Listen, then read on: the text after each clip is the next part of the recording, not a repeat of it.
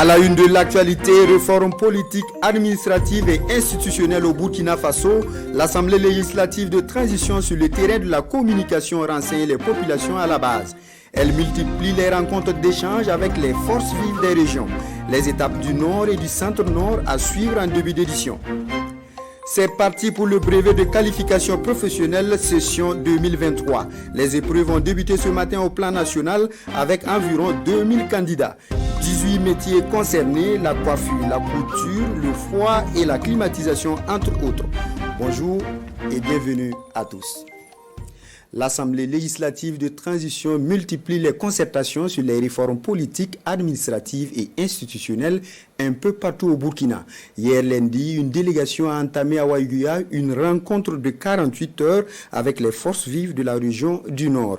Il s'agit pour l'ALT de recueillir des participants, des amendements et des propositions pour la mise en œuvre de ces réformes. Constantin Ouedraogo, Alidou Alain Sawadougou et Joseph Bambara. Assise régionale sur le projet de réforme proposé par les autorités burkinabées, une délégation de l'Assemblée législative de transition ALT présente les réformes aux forces vives de la région du Nord. Au total, 21 réformes seront passées en revue. Alors ce matin, nous venons de procéder au lancement des journées d'échange direct sur les réformes envisagées par le gouvernement.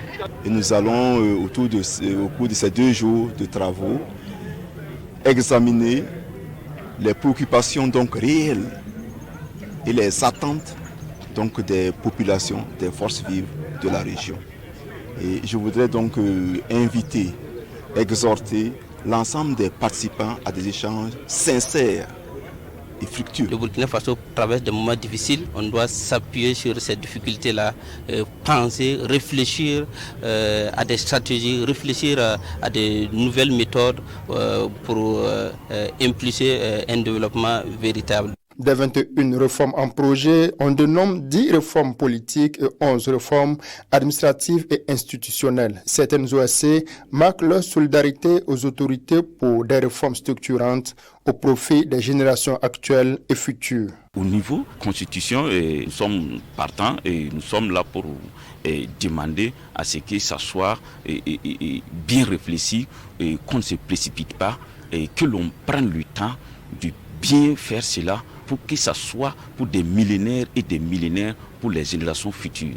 Les réformes sont contenues dans 4 piliers du plan stratégique pour la stabilisation et le développement. Ce sont la lutte contre le terrorisme et la restauration de l'intégrité territoriale, la réponse à la crise humanitaire, la refondation de l'État et l'amélioration de la gouvernance et la question de la réconciliation nationale et de la cohésion sociale. Au même moment, à Kaya, dans le centre-nord, le même exercice est répété par une autre délégation de l'ALT. Des échanges directs sur les réformes engagées par le gouvernement. Une démarche salutaire selon les forces vives pour qui cela va leur permettre de participer à l'élaboration des textes fondamentaux du Burkina. Martin Ouedraogo, Jacques Ouedraogo.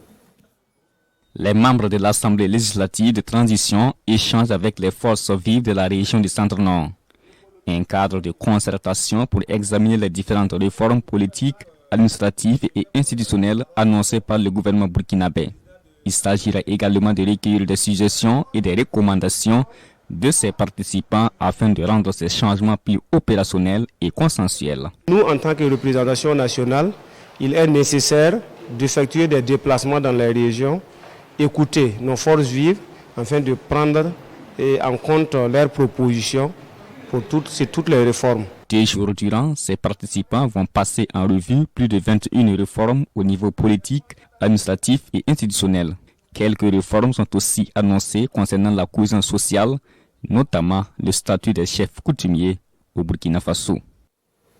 Un mot de solidarité dans votre 13h. Les Burkinabés de Maryland aux États-Unis soutiennent l'effort de paix à travers un don de vivres de près de 6 millions de francs CFA. Des vivres remis au Conseil national de secours d'urgence et de réhabilitation CONASUR hier lundi. Et c'est sur un appel à contribution lancé par l'Association des Burkinabés de Maryland résidant à Baltimore. Souleymane Sanou, Chantal Ouedraogo. 12 tonnes de riz et 200 bidons d'huile, estimés à 5 800 000 francs CFA.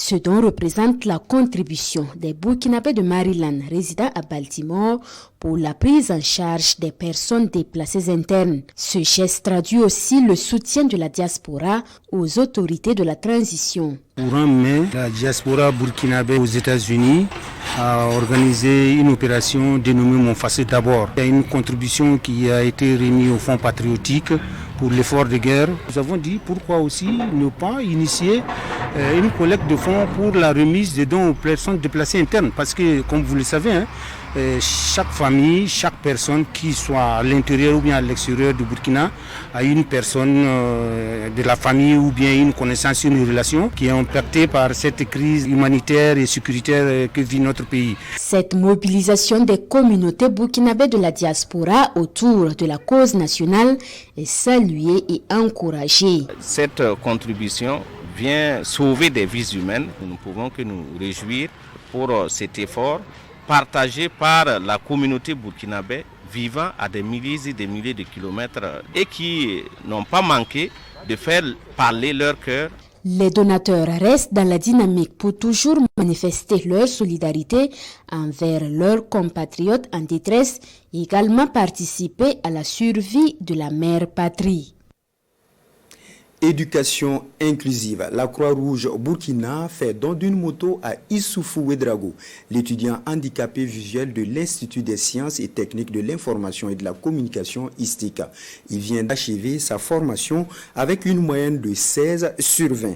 Par ce geste, la Croix-Rouge encourage la promotion de l'insertion sociale de la personne vivant avec un handicap. Adama Guiti, Pinidieyan. Une moto pour Issoufou Ouedraogo. L'étudiant en situation de handicap visuel voit sa persévérance et sa combativité récompensées ici par la Croix-Rouge Burkina. Il a obtenu la note de 16 sur 20 lors de sa présentation de sa production de fin de formation en sciences de communication. C'est un cadeau qui m'invite à mieux faire. Les encouragements permettent de redoubler d'efforts. Je n'ai pas de mots pour qualifier mes sentiments aujourd'hui. Je voudrais profiter et dire merci au donateur qui est la Croix-Rouge. Une récompense qui vient pour encourager Issoufou pour la chute de sa carrière et faciliter ses déplacements. La Croix-Rouge burkinabé, qui se veut aussi une structure complémentaire en matière d'action humanitaire, nous nous sommes vus dans le devoir d'apporter notre soutien à ce jeune qui a vraiment prouvé, quand on l'écoute, qu'ils ont aussi leur place dans le développement de ce pays-là.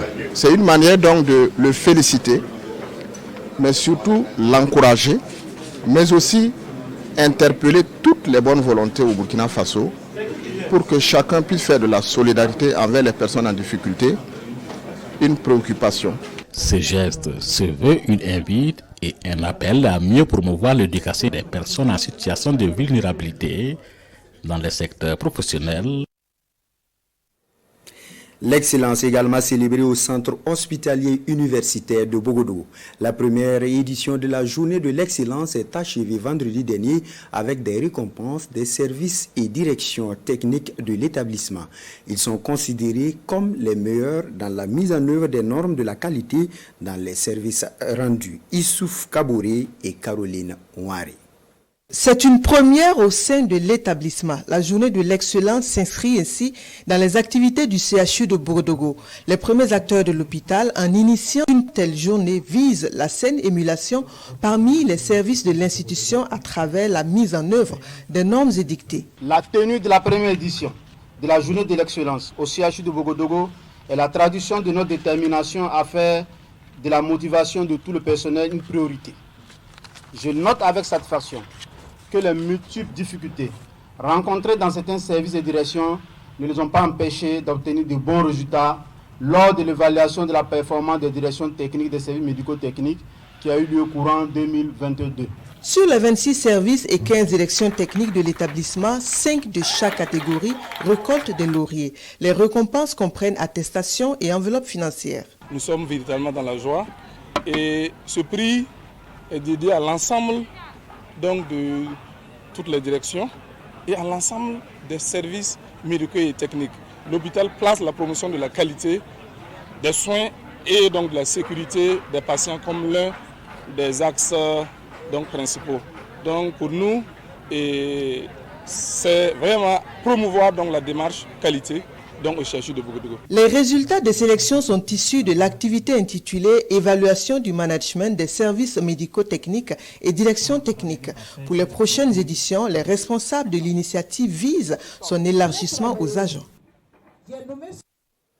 Ce mardi 11 juillet marque le début des épreuves du brevet de qualification professionnelle 2023. Sur le territoire national, environ 2000 candidats dans 18 métiers, de la coiffure au dessin et bâtiment, en passant par le froid et la climatisation, sont en composition durant toute une semaine. Le lancement national des épreuves à Bobo-Dioulasso avec Kassoum Milogo et Kadou Romenki.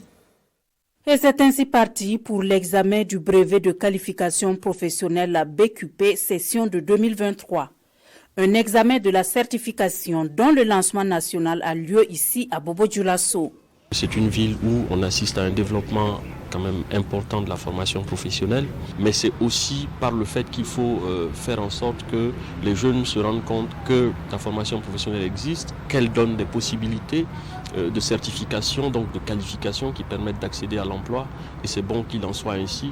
Peut-être que dans les années à venir ou pour d'autres examens, nous irons ailleurs aussi, pour que les gens se rendent compte qu'il est important de se lancer dans la formation professionnelle conformément à ce que les autorités nationales ont déjà dit. Pour la session de 2023, 1793 candidats sont à l'assaut de ce diplôme de qualification professionnelle. Nous avions voulu, par notre présence ici ce matin, encourager en tout cas les candidats au nom de Monsieur le gouverneur de la région des Hauts-Bassins empêchés. Et nous leur avions prodigué quelques conseils. Nous leur avions en tout cas demandé de respecter scrupuleusement les consignes et souhaiter en tout cas qu'ils nous fassent de bons résultats. 18 métiers sont concernés, entre autres la boulangerie-pâtisserie, la coiffure, la conception et réalisation de meubles en bois, la coupe-couture, le dessin-bâtiment, le froid et la climatisation, la maintenance informatique et bureautique et la maintenance automobile. Et les résultats sont attendus pour le 18 de ce mois. Et pendant ce temps, le droit à l'éducation est promu par le réseau national des consommateurs du FASO. Le rencontre a regroupé sur la question des étudiants et des professeurs autour d'un panel. Il s'agit à terme de contrôler et de plafonner les frais de scolarité. Daouda Ouattara, Isia Kanana. Droit à l'éducation au Burkina Faso, réalité ou relativité? C'est la thématique au cœur de ce panel. Face à l'auditoire, des conférenciers rompus aux questions éducatives. Le professeur Al-Kassoum Maïga, Nestorine Sangaré et Suleiman Badiel. Chiffre à l'appui, le secrétaire général de la Fédération des syndicats nationaux des travailleurs de l'éducation relève d'entrée de jeu un sérieux problème d'efficacité du système éducatif burkinabé. Un système qui met sur le carreau des milliers d'enfants, soutient Suleiman Badiel. En 2021, on avait 2 108 599 enfants à même d'être inscrits au préscolaire. On n'en a inscrit que 138 668. Au secondaire, on avait en principe 1 395 713 élèves à même d'être scolarisés. On en a scolarisé 301 330. C'est illustratif. Nestorine Sangaré relève pour sa part l'absence de volonté politique dans l'allocation des ressources financières à l'éducation. On dit tout le monde a droit à l'éducation, mais l'argent ne suffit pas pour scolariser tout le monde au primaire, au préscolaire, au primaire, au post-primaire, secondaire et à l'université. L'argent ne suffit pas. Il y a l'influence des PPF sur le choix des priorités en matière de développement. D'où la nécessité de déconstruire la perception qu'on a de l'école, soutient le professeur Al-Kassoum Maïga. Pour l'ancien chef du département de l'enseignement supérieur, la gratuité de l'éducation a été décrétée sans qu'on ne se pose la question de savoir qui va financer tout cela. C'est une conférence publique initiée par le réseau national des consommateurs du FASO, RENCOF. Objectif, mener un plaidoyer pour une éducation de qualité et plus accessible à tous les Burkinabés de ce panel devrait déboucher des recommandations. Entre autres, le plafonnement des frais de scolarité dans les établissements scolaires, la suppression des frais à payer dans le privé, le contrôle effectif de l'État dans le système éducatif burkinabé. Les analyses et commentaires des journaux avant de refermer cette édition. La nouvelle candidature du président gabonais Ali Bongo au scrutin du 26 août prochain et les conclusions de la 6e conférence des chefs d'État de la CEDEAO. La lecture croisée de Bienvenue Taoussa. Le poste de président en exercice de la conférence des chefs d'État de la CEDEAO comme cadeau de bienvenue au tout nouveau dirigeant du Nigeria, Bola Ahmed Tinubu, pour paraphraser l'observateur Palga. Réunis hier en Guinée-Bissau à la faveur de la 6e conférence, les chefs d'État, à en croire le journal Le Quotidien, se sont montrés intransigeants sur le respect des délais de transition au Mali, en Guinée et au Burkina Faso. L'Express du Faso nous apprend que le tout nouveau président de l'institution ouest-africaine est résolument contre les coups d'État, inscrivant la lutte contre ces coups d'État militaires comme priorité de son mandat à la tête de la CEDEAO. Mais la question que se pose le journal Le Pays est la suivante. La CEDEAO pourra-t-elle tenir le pari?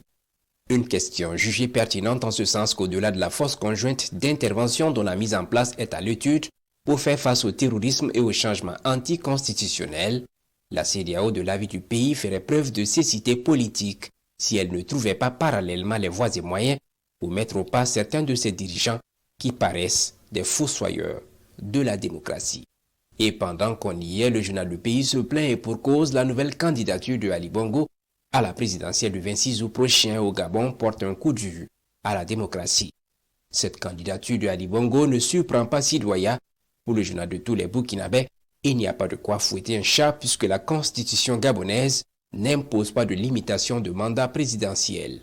Même si l'état physique du président Ali Bongo jette le doute sur sa capacité à conduire sereinement le Gabon pour les 5 prochaines années. Voilà, on s'arrête ici pour les actualités de cette édition. Un autre journal vous attend à 14h dans les langues du Burkina sur la télévision du Burkina. Bonne suite de programme.